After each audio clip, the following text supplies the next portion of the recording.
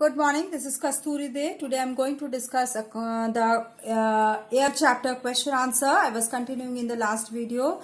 I've discussed some of the short and long questions. I'll continue with the same type of questions now. Please go through the videos of the text videos and as well as this question, the question answer videos. If you have any doubt, please do write in the comment box. Okay. So let me start with. First, answer the questions put against each of the following constituents of air. Nitrogen, explain its significance for plants and animals. Okay. So, nitrogen is an important constituent of the proteins. Okay. And that is necessary for the growth of the plants, animals and human beings. Next question is, what is the percentage of proportion of oxygen in air and why is oxygen called active air? So, air in percentage by volume, oxygen in air is percentage by volume, it is 21%. And it is known as active air because it supports life on earth and it is essential for the process of combustion. That's why it is known as active air. Then comes the carbon dioxide. Carbon dioxide although carbon dioxide plays no role in respiration, all life would come to an end if there were no carbon dioxide in air. Support this statement with the relevant facts. Carbon dioxide is essential for the process of photosynthesis. We know that plants, green plants absorb carbon dioxide for the process of photosynthesis to produce food, which is taken by both plants and animals. So, carbon dioxide is essential for that purpose, and if there would have been no carbon dioxide, the life would have stopped because no living being would have obtained food. Then it minimizes the heat loss by radiation by reflecting the heat back to the earth's surface. Okay, if there were no carbon dioxide, particularly at the night this happens, if there were no carbon dioxide, then the heat from the earth's surface would have escaped totally, and which would have caused the earth to become cold and the life would have been impossible on the earth's atmosphere. So, to preserve the heat, to preserve the warmth of the atmosphere, carbon dioxide is required. Okay, and if would have been this temperature would have increased, like what is happening nowadays, it is acting as a greenhouse gas. Okay, then it's balanced the temperature of the earth. Now, next is water vapor. Explain its role in modifying the earth's climate. The pressure of the water vapor in air causes rain, and at low temperature, water vapor condenses to form snow, sleet, mist, frost, hail, dew, fog, etc. Okay. Now, define the following terms: global warming and smog. Now, global warming is, what is that? It means increase in the percentage of carbon dioxide, methane, nitrous oxide and CFCs, that is chlorofluorocarbons, which traps the heat inside the earth's atmosphere, causing the temperature of the earth to rise of the earth and its surroundings to rise above the optimum level. So this is the global warming which is happening, which is heating up the earth, which is very harmful for the life to continue on the earth. Now, smog, oxides of nitrogen from a mixture of smoke and fog. Okay, from the smoke which is there in the atmosphere from the different substances after burning, this smoke combines with the fog which is present in precipitation, combines with that, and oxides of nitrogen all combine together forming a smog, okay, which affects our eyes also. Okay. Next is, what is air pollution and what are the harmful effects of sulfur dioxide, nitrogen dioxide and H2S gas, that is hydrogen sulfide, present in the air. When air contains undesirable substances, that is which are harmful for the plants and animals, it is said to be polluted. It is said that time air is polluted. Okay.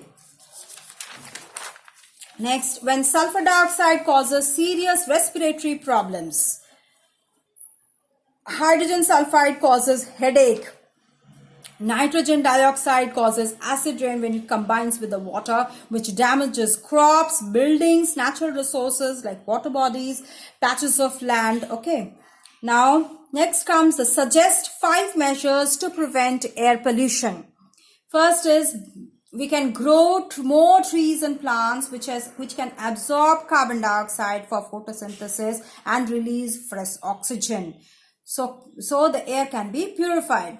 Then by installing tall chimneys with filters in factories on power plants so that the smoke which is coming out from them, that is filtered before releasing it into the atmosphere, and they can be released as it is high. The chimneys are high, so it can release the smoke high up into the air with some solid particles which are get deposited in the chimney walls. Then by using internal combustion engines in vehicles for complete and efficient burning of the fuels, so that the fuels burn completely and efficiently inside the vehicle.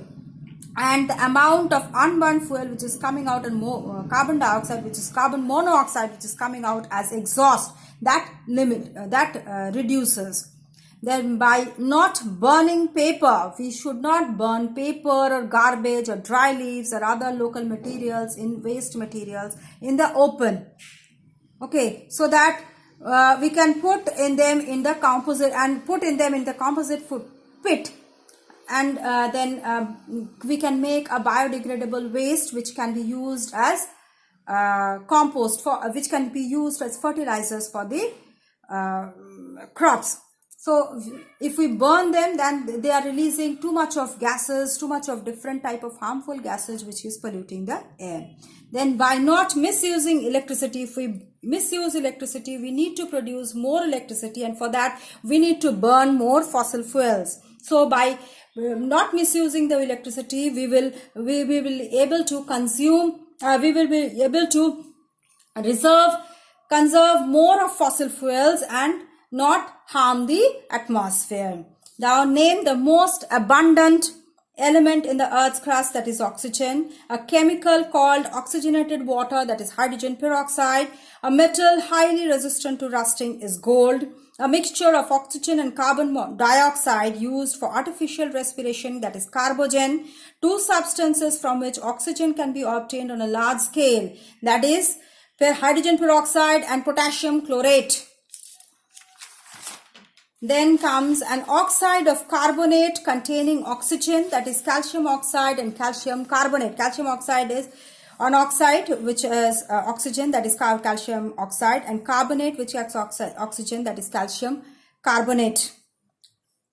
Then 2 substances which undergo rapid oxidation, sodium and carbon. Then taking hydrogen peroxide, how would you prepare oxygen in the laboratory? Hydrogen peroxide, if we pour into a conical flask which contains manganese dioxide as a catalyst, the gas produced is collected over upside down glass jar, which is filled with water, that is downward displacement of water. Now what is the role of manganese dioxide in the preparation of oxygen? It acts as a catalyst. Now write that the balance equation, chemical equation of the above chemical reaction, 2H2O2 in presence of manganese dioxide converts to 2H2O plus oxygen.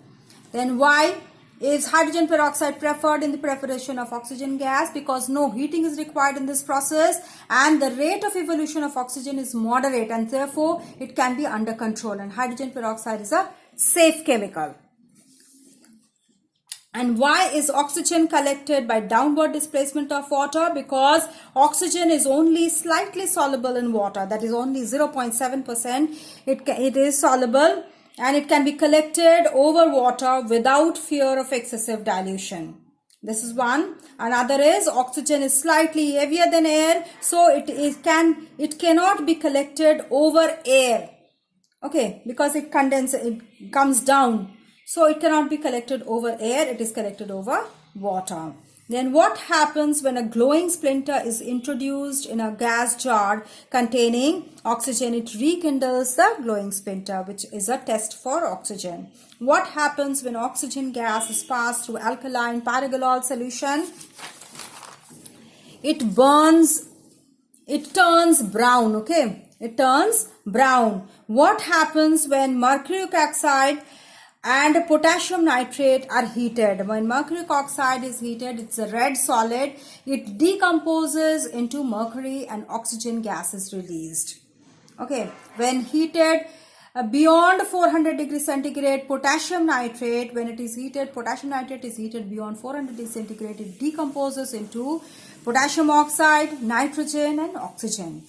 Okay, then why is potassium chlorate not used in the laboratory for oxygen, preparation of oxygen? Because to prepare oxygen through potassium chlorate, heating of high temperature is required, which is not possible in the laboratory, and then cracking of the glass apparatus can take place, and accidents and burn injuries can happen if it is performed in this way. So for safety reasons, potassium chlorate is not used for preparation of oxygen in laboratory. Then what are oxides? Give two examples for each of the metallic and non-metallic oxides. They are binary compounds. Oxides are binary compounds which are formed by the chemical combination of a substance, a metal or a non-metal with oxygens. Okay, so it combines with oxygen. Okay, it is a chemical combination where a metal or non-metal combines with oxygen and forming its oxide. So metallic oxide, for example, is sodium oxide and calcium oxide, and non-metallic sulfur dioxide, phosphorus pentoxide. Then name the three types of oxidation process in which of these large amount of heat and light energy are produced. Three types of oxidation process are burning, respiration and rusting. And heat and light is produced in burning. In the other two processes, heat may be produced but not light.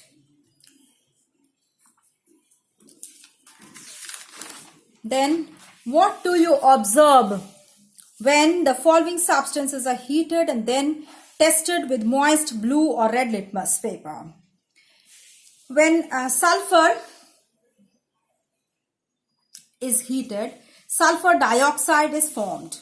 It burns with bright bluish flame and it gives a pungent smell of sulfur dioxide which is released, and this is acidic. It turns blue litmus paper red.